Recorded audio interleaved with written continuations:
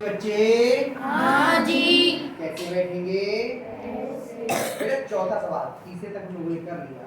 सी का चौथा सवाल, प्रधानमंत्री के राष्ट्रीय राहत कोष के लिए एक विद्यालय की एक कक्षा का प्रत्येक विद्यार्थी कक्षा के विद्यार्थियों की संख्या के घन के बराबर रुपए चंदे में देता है।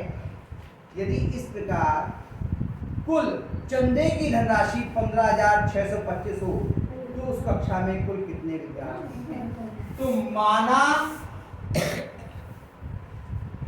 कक्षा में कुल विद्यार्थी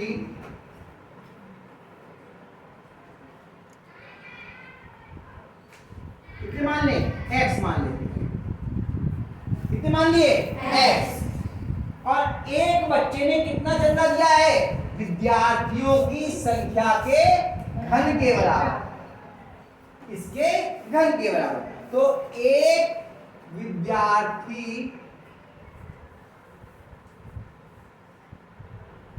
द्वारा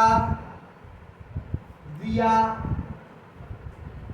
चंदा कितना हो जाएगा? x पे घात 3। और विद्यार्थी है आप पे x, ये थोड़ी x बच्चों ने दिया है, तो हो जाएगा x बच्चों या विद्यार्थियों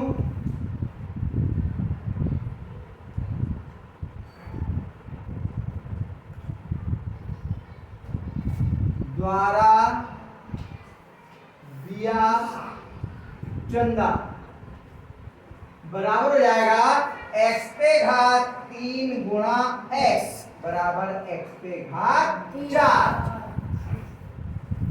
सवाल यहाँ आपका गड़बड़ हो जाएगा क्योंकि 15,625 ही मुझे याद है, देखा था 25 का घन होता है। तो सवाल में आपकी गलती है, जहां घन लिखा है वहां वर्ग कर दीजिए। ये एक विद्यार्थी घन के बराबर नहीं देता है, वर्ग के बराबर देता है, इसलिए यहाँ पर घात कितनी हो जाएगी? 2। ये सवाल आपका गलत है। सवाल में थोड़ा जहाँ पे घन लिखा है वहां पे आप पेंसिल से काट के वर्ग कर दीजिए। प्रत्येक बच्चा कक्षा के बच्चों की संख्या के वर्ग के बराबर चंदा देता है। नहीं तो आप परेशान होगे, मैं भी हल करूंगा तो फिर आगे आके आप परेशान होगे।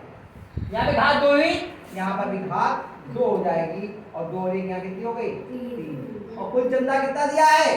15,625 कुल बच्चों द्वारा दिए गए चंदा, ये तो है। और इसका प्राप्त करेंगे, इधर घात 3 है तो हटाएंगे तो इधर इसका क्या हो जाएगा? घनमूल। घनमूल के अंदर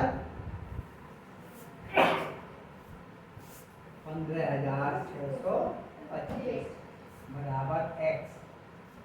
इसका मान निकल आएगा विद्यार्थी की संख्या करके आएगा।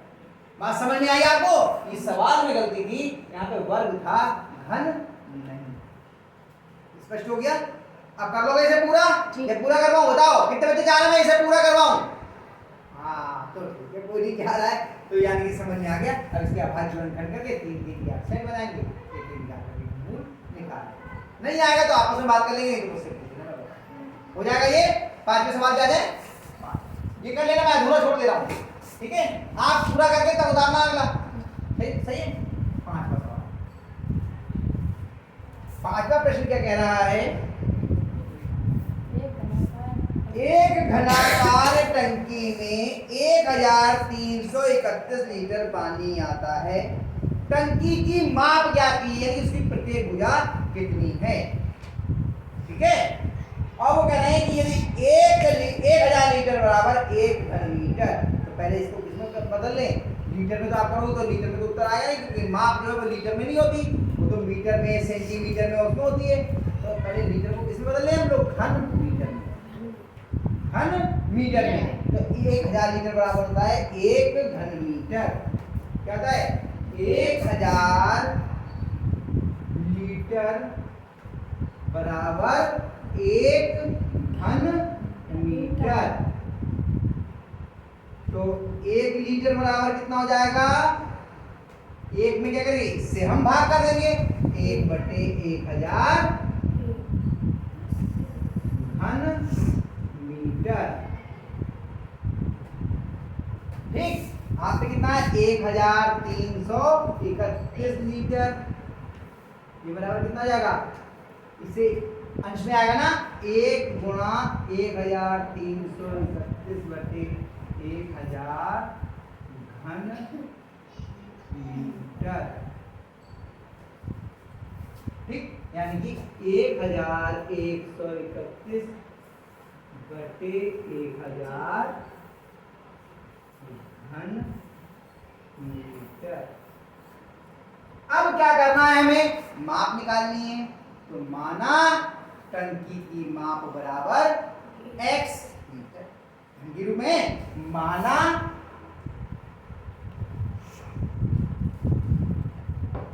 टंकी की भुजा, भुजा तो बता दी ना, भुजा बराबर x मीटर, और आयतन है ना उसका, आयतन क्या था, भुजा पे घात 3 घन का आयतन, यहां लिख लेते हैं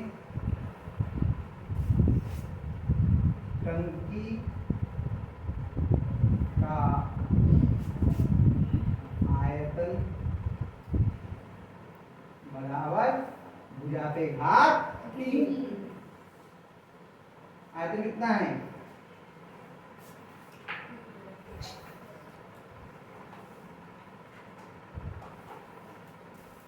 एक 1331 बटे 1000 बराबर x पे घात 3।